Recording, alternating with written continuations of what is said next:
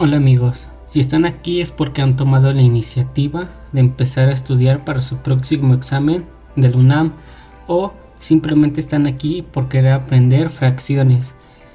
Esto es lo primero que vamos a ver, es lo primero y lo esencial que deben de saber antes de comenzar con todo lo que conlleva estudiar el temario de matemáticas para el UNAM. Así que lo primero que vamos a ver en este video van a ser la clasificación de los números. Todas estas clasificaciones son conjuntos y están divididos en 5. El primero de ellos son los números naturales, que están representados por esta figura, que es una n, y son aquellos que nos sirven para contar. En esencia no toman el 0, no incluyen el 0, todos los números naturales los van a tomar desde el 1 hasta el infinito, sea cual sea ese número. Si empieza desde el 1 hasta el infinito, es correcto. El siguiente conjunto es el de los números enteros, el cual se representa por esta letra Z, que incluye el conjunto de los números naturales y además va a incluir el número 0 y los negativos, o sea que su dominio va a ser desde menos infinito hasta más infinito. Si ustedes quieren agarrar el menos 1000, más 1000, el menos 50, 50, el menos 39, más 15, entra dentro de los enteros. El siguiente conjunto va a ser el de los números racionales y son todos los que se pueden expresar como una fracción de esos números enteros.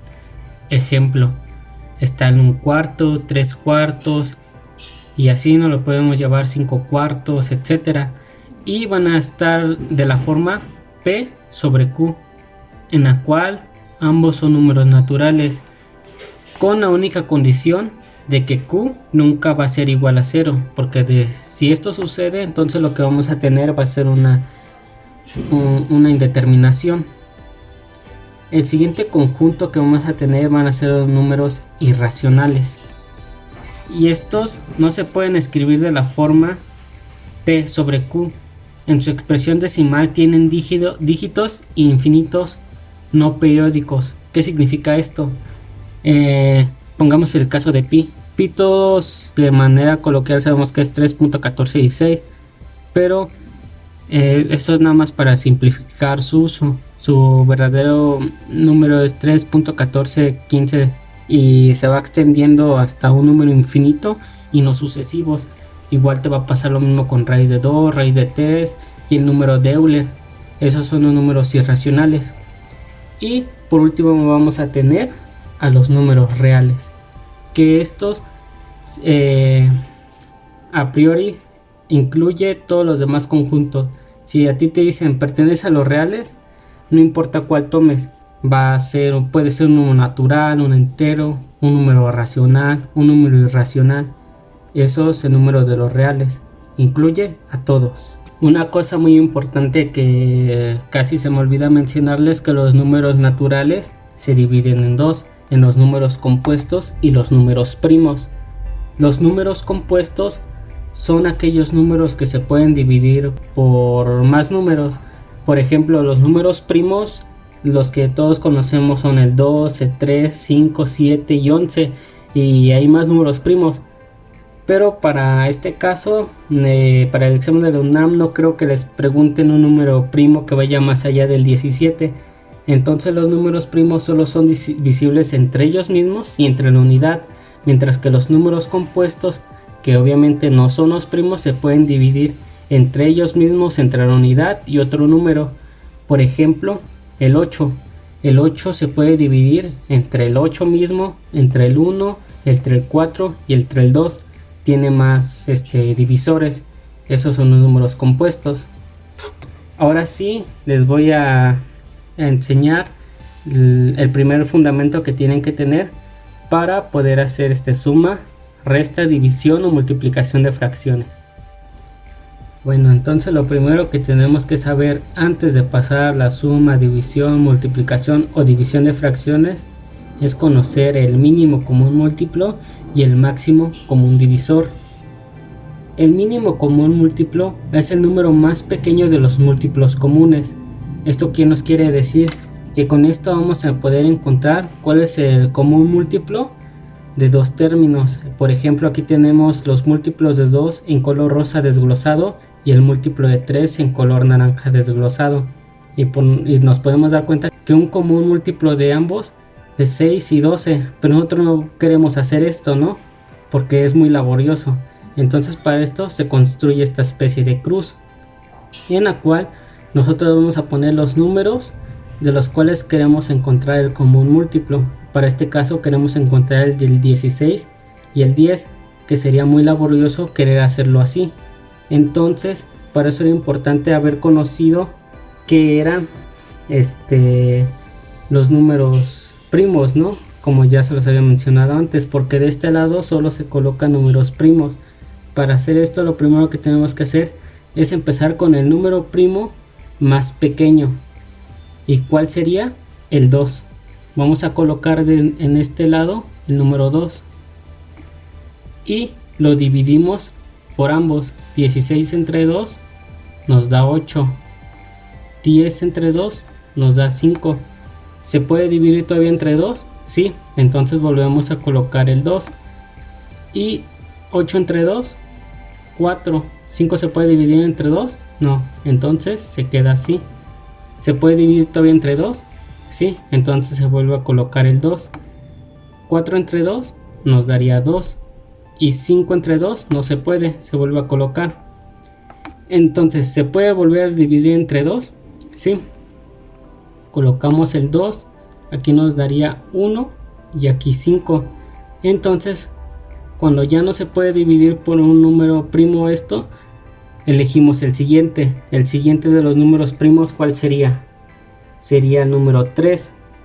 Pero el número 3 no nos sirve porque estos números no se pueden dividir entre el número 3. Bueno, ya les he acomodado la cara para que puedan visualizar de manera correcta los números primos que puse acá abajo. Entonces, como les mencioné, si ya no se puede dividir, elegimos el siguiente número primo. En este caso sería el 3. ¿Algo de aquí es divisible entre 3? No. Entonces, ¿qué hacemos? Elegimos el siguiente y es un 5. Lo ponemos y aquí pues se quedaría el 1. Y 5 entre 5 nos da 1. Ahora, ¿cómo sabemos cuál es el mínimo común múltiplo?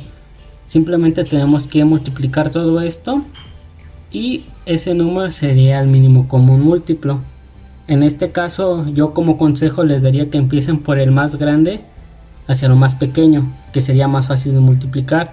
5 por 2, 10, 10 por 2, 20, 20 por 2, 40 y 40 por 2, 80.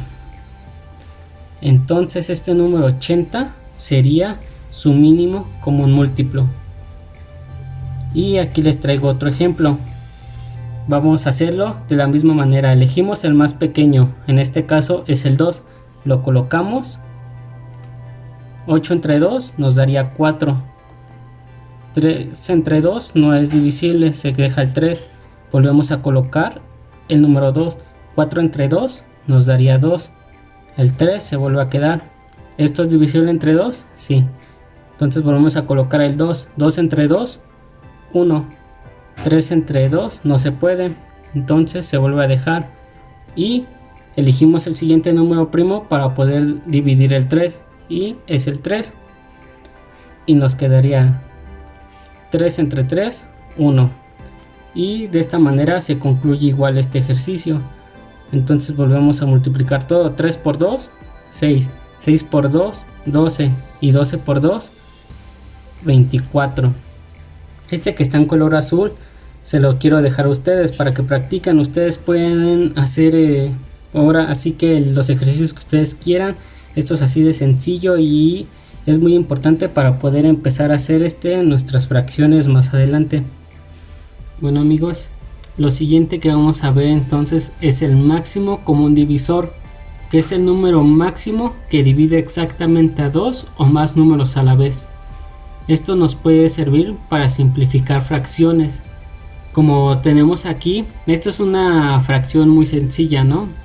12/18, que uno fácilmente puede visualizar que el 6 es el término que divide a ambos, pero ustedes se van a enfrentar a fracciones un poquito más complejas o difíciles de ver. Pero para eso en el siguiente video, donde ya les enseñe las sumas y divisiones de fracciones, les voy a enseñar algunos tips para que lo puedan hacer de manera más fácil. Pero por el momento es importante que tengan esta teoría en mente para que en dado caso que la requieran sepan utilizar. Entonces esta es esa diferencia del mínimo común múltiplo, que vemos que número primo va dividiendo cada término. Aquí tenemos que agarrar números que dividan a ambos, forzosamente tienen que dividir a ambos. Bueno, continuamos. Tuve un pequeño problema con mi cámara, entonces como dije, tenemos que agarrar un número que divida a ambos. ¿El 2 divide a ambos? Claro que sí, entonces lo colocamos. Colocamos el número 2 y 2 entre 2 nos da 6 y 18 entre 2 nos da 9. ¿El 2 vuelve a dividir a ambos? No, entonces elegimos nuestro segundo número, que ¿cuál es? El 6. El 3. Lo colocamos y 6 entre 3 nos da como resultado 2 y 9 entre 3 nos da como resultado 3.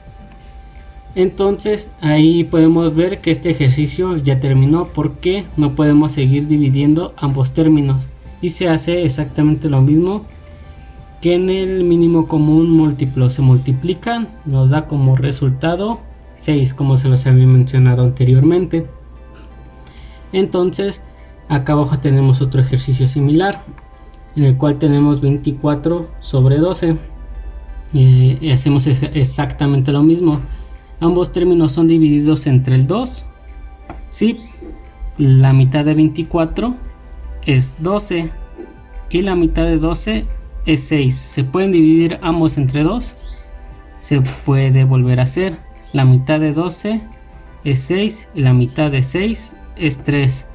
Aquí ya no se, el 6 se puede seguir dividiendo entre 2, pero recuerden que aquí ya no se hace eso. Entonces ahora elegimos nuestro siguiente número, que sería el 3. 6 entre 3, 2, y 3 entre 3, 1, y ahí finaliza. Y multiplicamos, recuerden, para mí es más fácil hacerlo de abajo hacia arriba. 3 por 2, 6, y 6 por 2, 12.